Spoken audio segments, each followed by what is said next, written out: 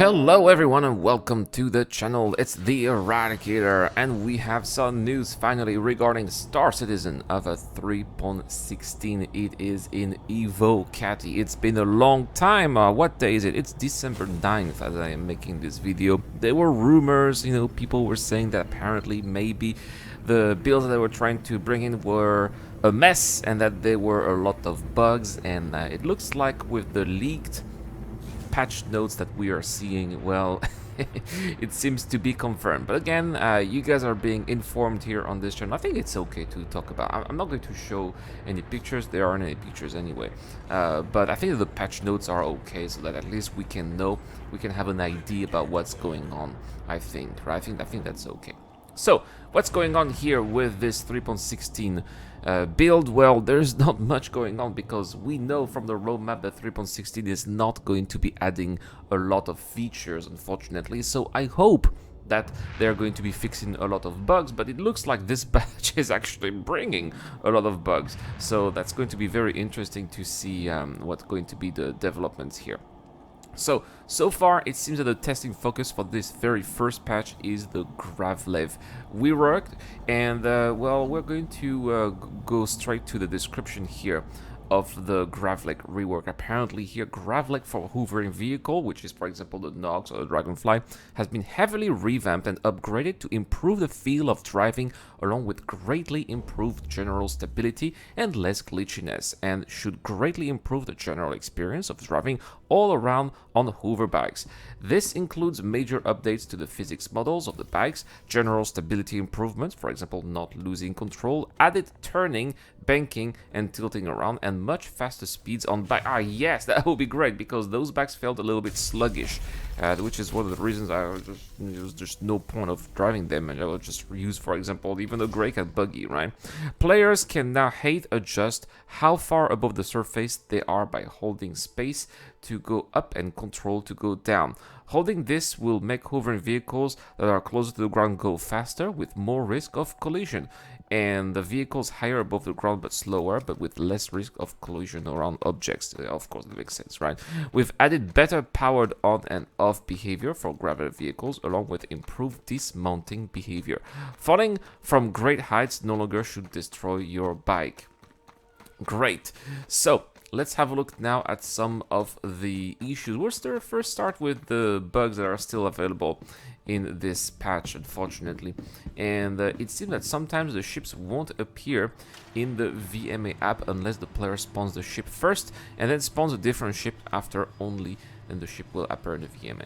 Then there are multiple doors offering only close options, preventing exterior doors from being opened. That is a problem. I hope that this is not affecting, for example, the Cutlass, which often but sometimes has this issue. You can only close the Cutlass, you can open the Cutlass to get out of it, but once you close it, then you cannot open it again. This has happened to me several times. I hope that this is not the case, and that if it is, it's going to be fixed. Now, next, ships can explode after players exit them.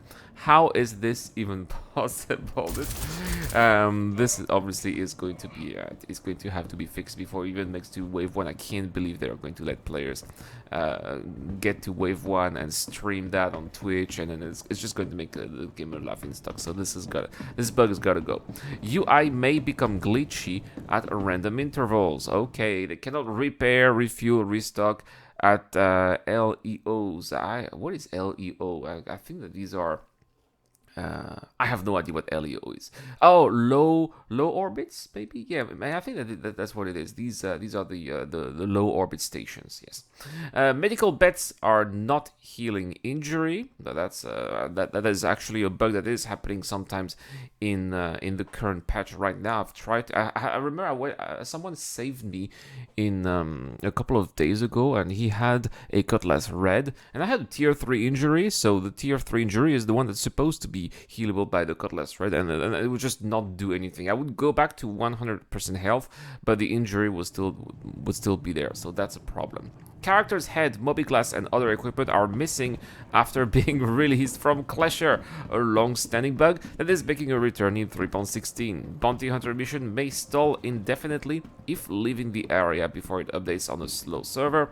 Easy habs in Everest Arbor have no atmosphere and will asphyxiate players with no suit. That is not a very nice hab if it doesn't have any atmosphere. I guess you have maybe to pay for a premium for atmosphere. Just joking here. Bed logging on the moon or planet will make the ships fall through the surface.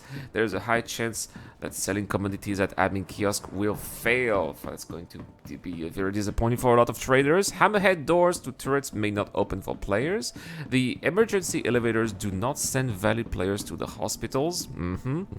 Quantum traveling towards a party member can cause the player to fly into the planet. Ah, the good old flying through the planet bug. After trying on clothing on the store, all the items will be permanently deleted from the inventory. So again, good old bug here from 3.15. Do not try items at the stores because you will lose your inventory. Multiple heavy armor arms clip and obscure some of the Bobby class icons. An old bug from 3.15 coming back here. And weapons will not holster. So it seems that quite some bugs here from 3.15 are coming back in 3.16, which is not a surprise because, well, yes, I mean 3.16 could also be called 3.15.0 at this point, right? It's just there's just not much that they are going to be adding.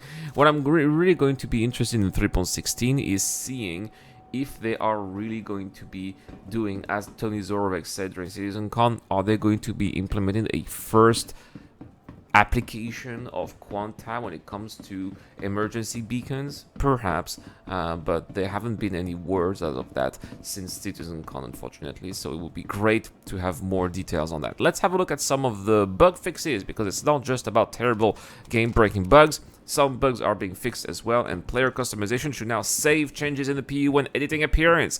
This is a bug that was supposed to have been fixed several times, but it came back. Hopefully this time is a good one, right?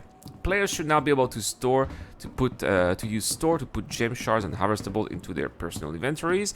MFDs should no longer be difficult to interact due to overriding inner thought prompts. Yes, I've had this problem. Yesterday I tried to be a co-pilot for my buddy Andrakis in the Rat Club. I flew with him in his Mercury Star Runner. I thought, I'm going to be managing his power, right? The power triangle. Didn't work at all because instead I had inner thought prompts. Items should no longer get in a bad state and highlight as gray instead of green and being unable to update the character loadout. Mineable rocks should no longer have a small hitbox. The players should no longer potentially fall through the planet's surface if they are lying after being revived out of a down state. I've seen this so many times. Where you watch videos from Clip of the Day, which is a YouTube channel that shows funny clips from Star Citizen. This is happening so many times. Capacity UI on equipped armor should no longer appear to be 100% despite being not enough items to break capacity. They fixed an issue that was causing the main elevator at Grimex to duplicate and overlap. Oh, it's not just at Grimex. I've seen that happening many times as well at Lorville, and this has happened as well at some of the rest stops. So, well, hopefully they're going to be fixed as well, right? Fix an issue causing group bounties to not complete. Logging out in a ship bed or crashing should no longer fail and give a 20k error. The game should no longer crash after looting an NPC crew member. In the investigate crew mission. Oh man, yeah, of course it's very interesting to loot NPC crew members, because sometimes you can get some unique items that you would not get anywhere else. For example, if I do the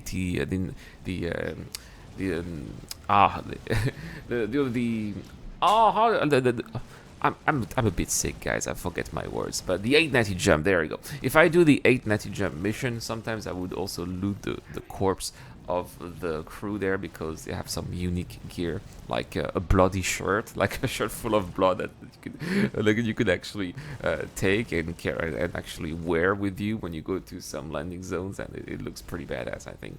A ship volatile cargo should no longer suddenly become critically unstable. Mining UI should no longer scan deposits. Quantum traveling towards a party member should no longer cause the player to fly through the planet. But apparently it's also a bug where it's also happening. I don't understand. Was it fixed, or is it still happening? Gotta put your act together here. Whoever is writing those patch notes. Moving on hills, stairs, fences, low walls should no longer sometimes trip the player and making them fly into the air. Great, because that's also hilarious, right? Player 1 and 2 should no longer lose all control after player 1 attempt to loot player 2's incapacitated body while player 2 opens inventory. Wow, you really have to be doing a lot of QA testing to figure this out, I think. And fixed an issue that only allow players to split one item from a stack at a time. Great, a lot of these